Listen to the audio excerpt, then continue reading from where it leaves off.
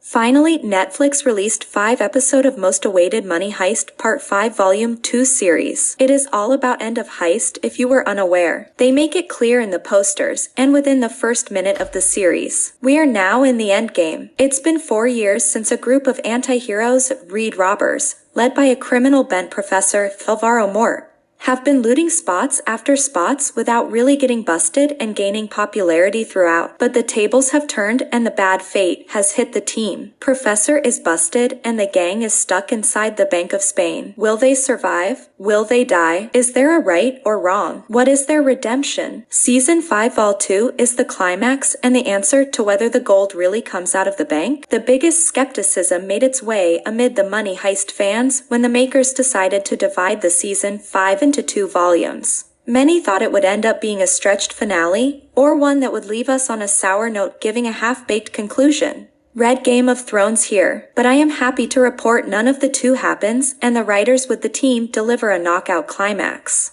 And one that will stay with the fans for a long time. We have now spent 4 years with Alvaro Mort's professor and his team that he built through those years. The writing was always deeper than the heist, while the motivation for many in the team was greed. But for the mastermind, it was always the heist of ideologies. The man, Professor, was against many things metaphorically that are wrong with the system, the economic divide, the societal hierarchy, and more. His team has people who had been prey to the evils and rose above them to become what they are today. Not to misunderstand this as glamorizing the wrongdoing of the people who have our sympathy. But when the protagonist is the real antagonist and he takes pride in having a lineage of thieves, it is automatically glamorized. Because for them it is not wrong, but the most correct way to live. The show and moreover the Vol 2 of Season 5 excel in not taking sides. They show you the story, involve you in the heist, and make you the judge to choose what side your conscience makes you lean on. What the writing also does is pay the much needed respect to its fans. Many a time the outcome or a secret is already told to you so you can see the gang approaching it clueless, while you watching know what danger is waiting for them. For an ardent fan, if that is hidden, it becomes predictable. Quite a smart move. The endgame is probably the most emotional and action-heavy at the same time.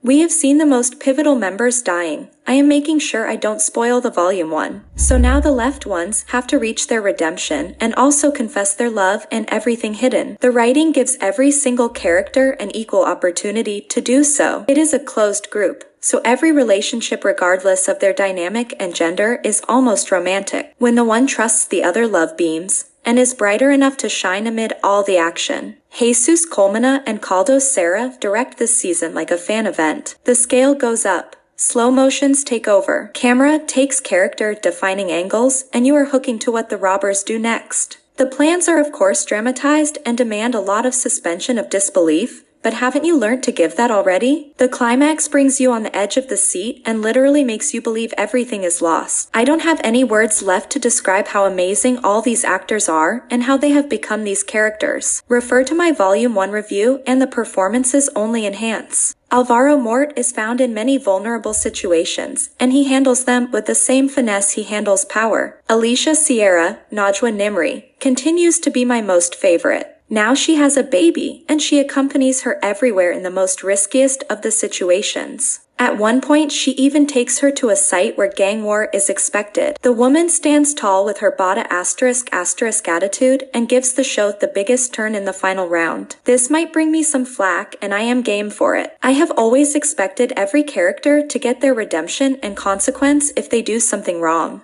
Money Heist has a gang who might have good intentions for themselves, but what they have done is entirely wrong. I know there is a consequence where they lose the ones they love, but is that enough for the intensity of their crime? If you are a fan, you might not even wait for a review. But somehow if you aren't, give this one a chance and you won't be disappointed. There is something for everyone and the drama is always at its peak. Also, take pride Team Money Heist. You got one of the best climaxes in the history of fictional shows. Please let us know your personal thoughts about Money Heist in the comments section and hit the like button if you really like our review about this series, and make sure to subscribe our channel for video. Thanks for watching.